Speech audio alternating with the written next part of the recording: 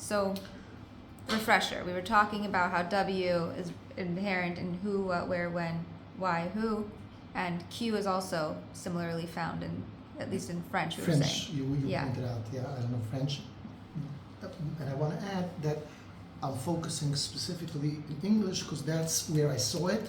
French W is called W.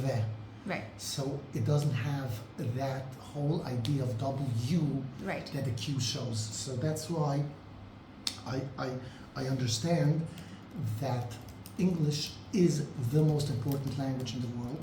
So, and if I see something in English, I stick to that, and I want to see what's going on here. Mm-hmm.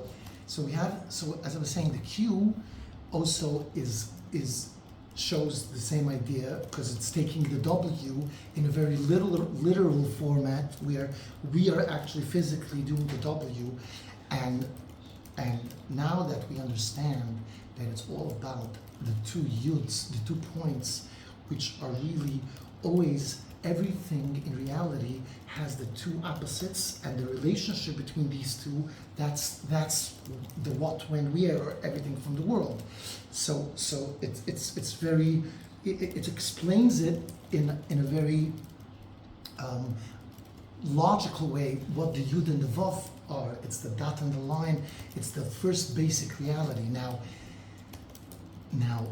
that we jumped into the letters, I want to go back a little and say that in order to answer the question on these letters, like what happened, what's going on, how do we deal with this? We see something that, who put this in? Who put in Yud Vav, all the deepest genius ways of showing it with a V and the V showing the same concept, calling it in the most weird way, W that creates a V, and it's like, and then you have the Q, how they play it out.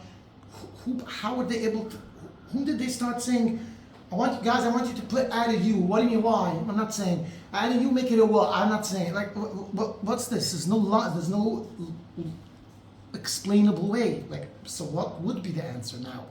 So I say, typically people say, well, proof of God exists. To me, I wouldn't go that far because the concept of God is so weird, so alien, that you can't just because you have an issue create this whole.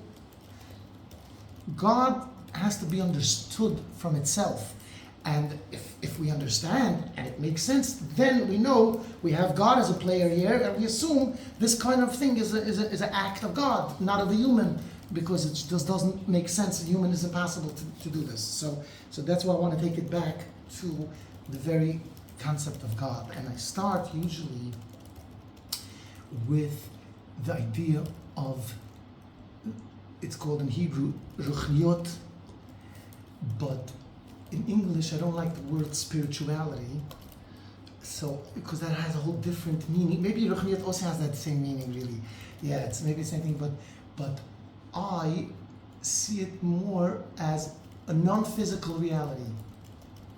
It's a reality, it's a non-physical, it has different rules. It's a reality with different rules, different doesn't start from space, but the question is, it's a belief, right? How do we know that kind of reality exists?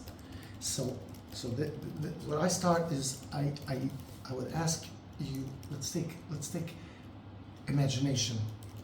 I'm imagining a palace, beautiful people dancing, a banquet, music, lights, and beautiful everything.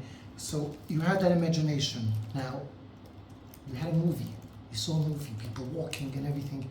Where did that movie transpire? Meaning, you saw images. Where are these images? Where? Here? No place. But yet, you had images.